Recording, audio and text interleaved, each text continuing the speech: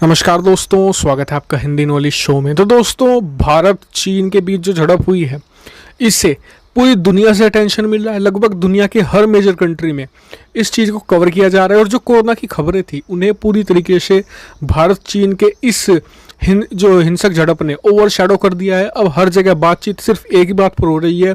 बड़े बड़े एक्सपर्ट बैठे हुए हैं हर न्यूज़ मीडिया संस्था के मतलब चैनल पर, और भारत चीन झड़प को देख रहे हैं और इस पर बातचीत कर रहे हैं। तो इसमें किसे ज़्यादा समर्थन मिल रहा है? जी हाँ, आप सोच भी नहीं सकते भारत को कितना ज़बरदस्त समर्थन मिल रहा है, खासकर कि अमेरिकी मीडिया से और यूके की मीडिया से भी, और मतलब कि पूरी पश्चिमी वर्ल्ड में क्या बातचीत हो रही है, क्या क्या शब्द यूज़ किए जा रहे हैं, आप जानकर चौंक जाएंगे। तो चलिए इस वीडियो को हम शुरू कर लेते हैं। तो दोस्तों, सबसे पहले अगर हम बात करते हैं वाशिंगटन पोस्ट ने क्या लिखा है। वाशिंगटन पोस्ट ने लिखा है कि दो सबसे बड़े आबादी वाले देश के विवाद से पूरी दुनिया पर असर हो सकता है। और भारत के जो ब्यूरो चीफ हैं जिनका नाम है जोनास टालर, उन्होंने लिखा है कि कई सूत्रों से पता चला है कि एलएसी पर चीन की आक्रामक पेट्रोलिंग की वजह से हालात ख़राब हुए हैं। जी, उन्होंने लिखा है कि चीन आक्रामक पेट्रोलिंग करता है, इसकी वजह से उन्होंने हालात को ख़राब किया है और भारत यहाँ पर मजबूत इंफ्रास्ट्रक्चर तैयार कर रहा है। इससे चीन को अपने बेल्ट एंड रोड प्रोजेक्ट को एक तरीके से खतरा नज़र आ रहा है भारत की इस रोड से, और भारत यहाँ पर बहुत मजबूत है और चीन यहाँ पर हमेशा आक्रामक कार्रवाई करता है, इससे हालात ख़राब होते हैं। यानी कि यहाँ पर ब्लेम किया गया है वाशिंगटन पोस्ट ने सीधे वरना वाशिंगटन पोस्ट ऐसे ये ट्रंप के भी बहुत खिलाफ रहता है और भारत के भी, लेकिन इस तरीके से भारत का खुला समर्थन करना ये एक बहुत बड़ी चीज़ है।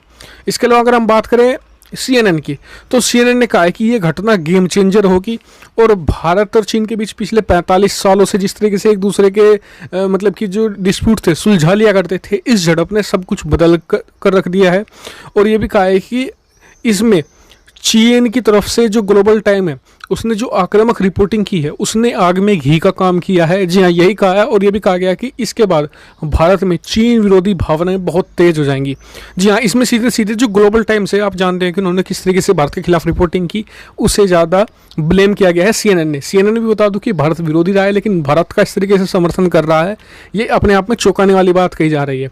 इसके अलावा अगर हम बात करें BBC ने कहा है कि ये आने वाले समय में झड़प बढ़ भी सकती है, और क्योंकि अगर इस मामले को जो शीर्ष स्तर है अगर उसने अभी नहीं सुलझाया तो आने वाले समय में ये आपको और जगह भी देखने को मिल सकती है, ये एक ट्रिगर पॉइंट होगा।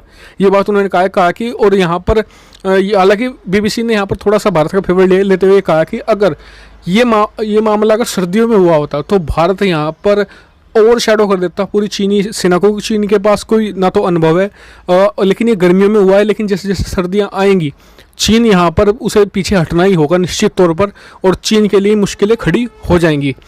अब बात कर लेते हैं ब्रिटिश मीडिया की। तो ब्रिटिश मीडिया में जो ब्रिटेन की मीडिया संस्था है एक्सप्रेस, उसने कहा है कि वर्ल्ड वॉर 3 का भी ट्रिगर पॉइंट हो सकता है। मतलब कि इस बात, हालांकि मुझे लगता है कि इन्होंने ज़्यादा वर्ड यूज़ कर लिया। ये एक्सप्रेस मीडिया है ना, ये ऐसा है कि ये फ्रांस और ब्रिटेन में भी वर्ल्ड वॉर 3 करवा देते हैं। जी हाँ, तो लेकिन फिर भी इन्होंने कहा कि इससे आशंका बढ़ सकती है और इससे भारतीय सैनिकों की मौत हुई है। लेकिन यहाँ पर एक वर्ड इन्होंने बहुत अच्छा मुझे लगता है यूज़ किया है।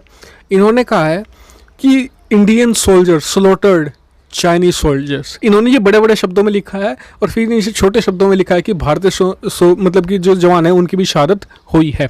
अब बात कर लेते हैं जो सबसे बड़ी बात की जा रही है, एक मीडिया संस्था है जिसका नाम है वाशिंगटन। जी हाँ, ये वाशिंगटन में आता है मेनली। इसका नाम है, मैं बता दूँ, वाशिंगटन एग्जामिनर। वाशिंगटन एग्जामिनर ने, ये आपको बता दो कि जो अमेरिका की राजधानी वाशिंगटन है वहाँ पर बहुत ज़्यादा चलता है, खासकर वाशिंगटन के रूरल एरिया में भी, तो इसका बहुत प्रभाव माना जाता है वाशिंगटन में। उसने एक ऐसा शब्द यूज़ किया है, देखिए अब सुनिए, beating 20 Indian soldiers to the death Monday evening, China People Liberation Army has provoked the Indian nationalist tigers। जी हाँ, ये कहा है कि इंडिया एक नेशनलिस्ट टाइगर है और उसे प्रोवोक कर दिया है चीन की PLA ने, और ये चीन को बहुत भारी पड़ेगा।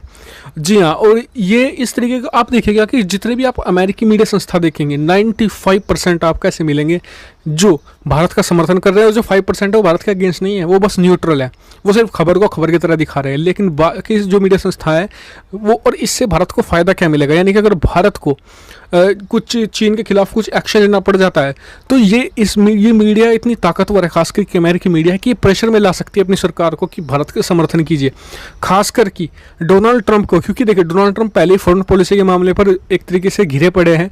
जब प्रेसिडेंट से ही पूछा जाएगा कि आप अमेरिका को अपना एलाई बोलते हैं और वो परेशानी में है तो आप उसकी मदद क्यों नहीं करते। हालांकि वो अलग बात है कि अमेरिका ने मदद की पेशकश की थी, भारत ने ठुकरा दी थी। तो ये एक बड़ा ट्रिगर पॉइंट है। इसके अलावा अगर अल जजीरा की बात करूँ तो उसने सिर्फ खबर को खबर की तरह दिखाया। रूसी मीडिया, जी हाँ, मुझे पता है बहुत से लोग इस बात का इंतजार कर रहे होंगे कि रूसी मीडिया ने क्या कहा। तो रूसी मीडिया ने सिर्फ, मैंने कहा था आपको पहले भी, जब भारत और चीन की बात आएगी तो रूस तटस्थ हो जाएगा, यानी कि वो किसी की तरफ नहीं होगा।